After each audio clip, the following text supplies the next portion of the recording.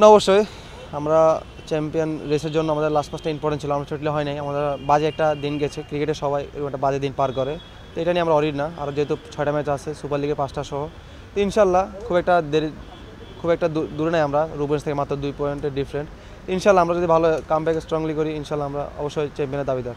সাইফুদ্দিন, প্রথমবারের মতো বিশ্বকাপ খেলার একটা সুযোগ আসছে, কি ভাবনা কাজ করছে আপনার মধ্যে? আপনি কি অনেক বেশি এক্সাইটেড?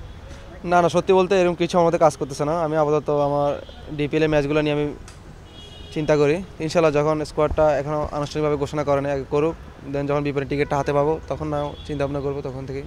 তারপর ইনশাল্লাহ যদি সুযোগ পান সেক্ষেত্রে নিশ্চয়ই ইংল্যান্ডের কন্ডিশনে খেলা হবে। আপনি পেস বোলিং অলরাউন্ডার, ভালো একটা অবস্থানে এই মুহূর্তে আছেন। আপনার চেষ্টা কতটুকু থাকে? ইনশাল্লাহ প্রত্যেকটা ক্রিকেটারের ড্রিম থাকে ওয়ার্ল্ড কাপ খেলা। ইনশাল্লাহ যদি সুযোগ পাই আমারও অবশ্যই ড্রিম থাকবে। এর পাশাপাশি যেহেতু ইংল্যান্ডের মতো কন্ডিশনে খেলবো, অবশ্যই নিজেকে প্রমাণ করার জন্য ভালো একটা মঞ্চ ওয়ার্ল্ড কাপ, বিশেষ করে আমাদের যারা জুনিয়র প্লেয়ার তাদের জন্য। এখানে ভালো করলে ইনশাল্লাহ ইন ফিউচারে আরও ভালো অপরচুনিটি আমার জন্য আসবে। তো ইনশাল্লাহ চেষ্টা করবো নিজের 100% দেওয়ার। ইংল্যান্ডের কন্ডিশনে তো আপনি খেলেছেন, কিছুদিন আগে খেলেছেন এ দল হয়ে। কি মনে হয়েছে আসলে ওইখানকার উইকেট বা হ্যাঁ, আমরা যদি দেখেন আইসি ইভেন্টগুলো একটু ব্যাটিং ফ্রেন্ডলি হয়, 300 বা 290 এরকম হয়। আর খেলেছি ঠিক আছে, সেম ওয়েদার সেম কন্ডিশনে, বাট অপোনেন্ট ডিফারেন্ট ছিল। কিছুটা হলো চ্যালেঞ্জিং হবে, যেহেতু ওয়ার্ল্ডের সব বেস্ট ব্যাটসম্যানরাই খেলবে ওয়ার্ল্ড কাপে। কিছুটা চ্যালেঞ্জিং হলো, এই চ্যালেঞ্জটা নিতে প্রস্তুত ইনশাল্লাহ আমরা। মূলত পেস অ্যাটাকটাই সেখানটা নিয়ে? না আসলে চাপের কিছু নাই।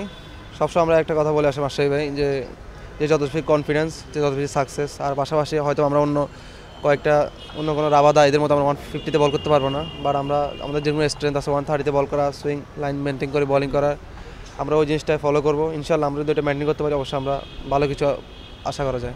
Thank you.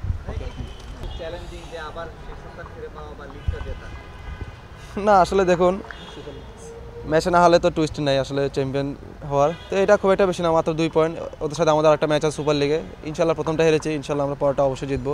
আর সুপার লিগে মোটামুটি সবগুলো টিম ভালো, এক অন্য টিমকে হারানোর ক্ষমতা রাখে। তো ইনশাল্লাহ আমরা যদি ব্যাক টু ব্যাক 4-5টা ম্যাচ জিতে যাই, ইনশাল্লাহ আমরা আবার রেসে চলে আসবো।